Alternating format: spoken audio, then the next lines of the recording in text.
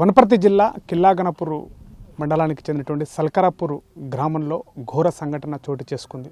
దేవరకద్ర మండలం డోకూరు గ్రామానికి చెందినటువంటి నర్సింహులు గత కొన్ని సంవత్సరాలుగా ఇక్కడ 19 ఎకరాలకు సంబంధించిన మామిడి తోటను లీజుకి తీసుకొని తన కుటుంబంతో జీవనం కొనసాగిస్తూ ఒక్కసారిగా తన యొక్క అప్పులు ఎక్కువ కావడంతో కూడా అప్పుల బాధ భరించలేక సెల్ఫ్ వీడియో తీసుకుంటూ మాట్లాడుతూ తన యొక్క అప్పుల బాధలని తన భార్య 2 పిల్లలు కూడా బలవన్మరణానికి పాల్పడినటువంటి ఘటనతో ఒక్కసారిగా 2 మండలాలతోటి విషాద ఛాయలు అలుముకున్నాయి.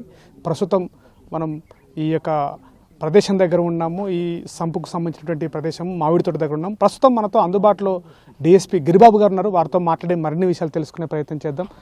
సార్, ఈ ఘటన పైన ఎట్లా చూస్తారు?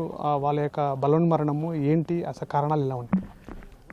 ఇది నిజంగా చాలా దురదృష్టకర సంఘటన. ఈరోజు మార్నింగ్ మాకు తెలిసింది. నరసింహ అనే వ్యక్తి ఇక్కడ ఒక 4-5 సంవత్సరాల నుంచి లీజుకి తీసుకొని మామిడి తోటలు తీసుకుంటాడు. ఈయన ఇదే కాకుండా ఇంకా మిగతా షాద్నగర్, నార్బాపేట, మిగతా మండలాలు మొత్తం కలిసి 150 నుంచి 200 ఎకరాలు లీజుకి తీసుకొని చేస్తున్న మనిషి. ఆ క్రమంలో ఈయనకు అప్పులైనాయి. ఆ అప్పుల మీద కూడా గత సంవత్సరం నుంచి కూడా కోర్టులో కేసులు వేసుకున్నారు. అప్పుల వాళ్ళు ఇచ్చిన వాళ్ళు, ఈయన కూడా వాళ్ళ మీద కేసు వేసిండు, నడుస్తున్నాయి.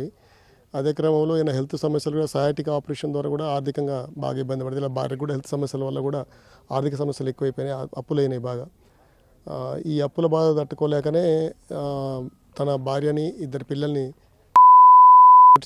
ఈ వాటర్ సంపులో తను ఇంటికి తెలుస్తుంది.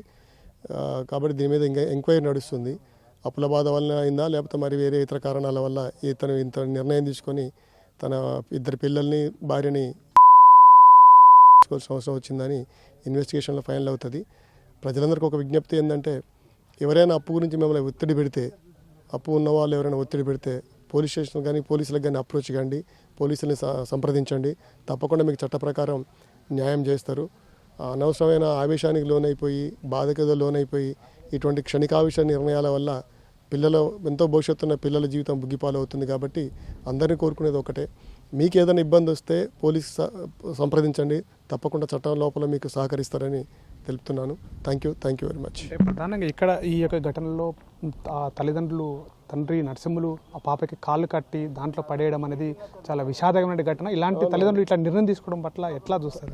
ఇది అదే చెప్తున్నాను కదా, అతని క్షణికావేశంలో తీసుకున్న నిర్ణయం. అతనికి అప్పులు ఎవరైనా అడిగితే అతను ఫేస్ చేయొచ్చు. అతని గతంలో కొత్తగా ఈ రోజేం కాదు, 2 సంవత్సరాల నుంచి ఈ అప్పుల విషయాలల్లో ఊరోళ్ళతోటి, ఆ చుట్టుపక్కల బంధువులతోటి నడుస్తూనే ఉంది. అతను కోర్టుకు పోయారు, మిగతా వేరే అదే మహబూబ్నగర్లో పోలీస్ స్టేషన్ కూడా పోయారు, అందరూ.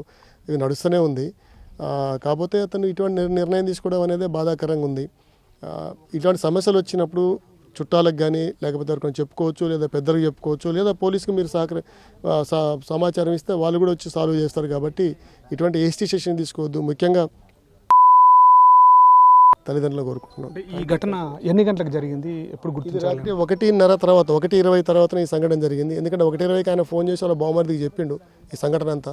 ఇట్లా వాళ్ళని చంపేసినా, నేను చచ్చిపోతున్నాను చెప్పిండు. కాబట్టి ఆ తర్వాత నుంచి ఫోన్ స్విచ్ ఆఫ్ ఉంది. కాబట్టి 1:30 జరిగిందని చెప్తున్నాను. ప్రజలందరూ కూడా, సామాన్య ప్రజలు కూడా ఒక్కసారి ఆలోచన చేసి తమ యొక్క అప్పులు ఏమైనా ఉంటే పోలీసుని కూడా సంప్రదిస్తే దాన్ని ఎలాగైనా మార్చేటువంటి ప్రయత్నం కూడా చేయడానికి అవకాశాలు ఉంటాయి. కానీ ఇలా తమ కుటుంబాన్ని, తన పిల్లల్ని బలవనం పాల్పడుతూ తను బలవనం పాల్పడినటువంటి ఘటన ఒక్కసారిగా విషాద చలం అని చెప్పేసి కూడా పోలీసులు చెప్తున్నటువంటి పరిస్థితి. దీనిపైన కూడా పూర్తిగా విచారణ చేపడుతున్నాం. ఇంకా నిజాలు అనేటువంటి బయటికి రావాలి, ఎక్కడెక్కడ అప్పులు చేశారు ఏంటి అనేటువంటి పైన కోణంలో కూడా ఆలోచన చేస్తున్నామంటే కూడా చెప్తున్నటువంటి పరిస్థితి.